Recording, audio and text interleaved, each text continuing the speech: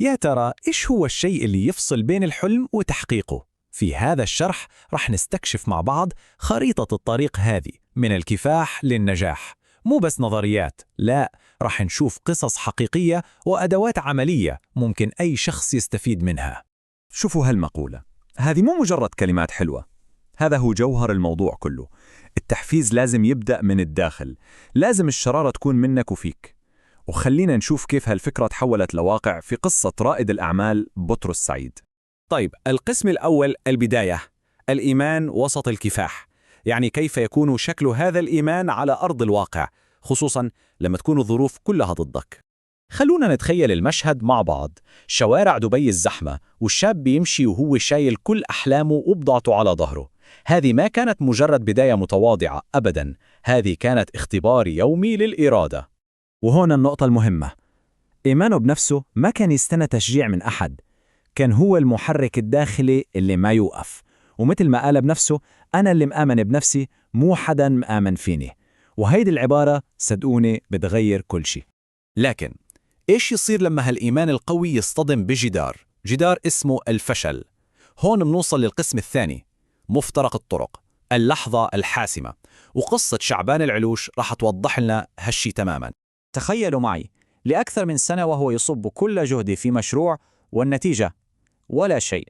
بالعكس، ديونه زادت وإحباطه وصل لمرحلة صعبة جدا، وصل للنقطة اللي كثيرين يوصلون لها، ذروة اليأس. وهذا هو السؤال الأصعب، لما تفشل إيش الخطوة الجاية؟ هل نستسلم ولا نقوم ونكمل؟ الإجابة على هالسؤال هي اللي تحدد شكل المستقبل كله. كان قدامه طريقين، ما لهم ثالث. الأول يرجع للمسار الآمن للوظيفة التقليدية، والثاني يراهن على نفسه مرة ثانية ويتذكر إن هذا المسار الآمن هو بالضبط اللي كان يحاول يهرب منه من الأساس. إذن اتخذ قراره إنه يكمل. ممتاز، لكن القرار لوحده ما يكفي.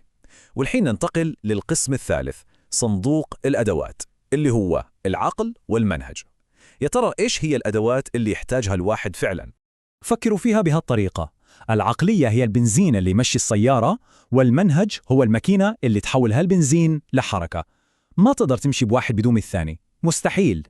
هذا اللي يسمونها عقلية اللا أعذار أو عقلية البطل. يعني ببساطة الواحد يتحول من دور الضحية لدور المتحكم، يؤمن أنه قادر يلاقي حلول مهما كانت الظروف صعبة.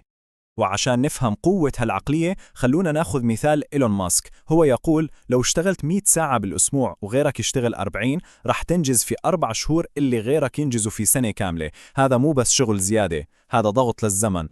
بس لحظة، هل معقول أي شخص يقدر يشتغل 100 ساعة بالأسبوع للأبد؟ أكيد لا.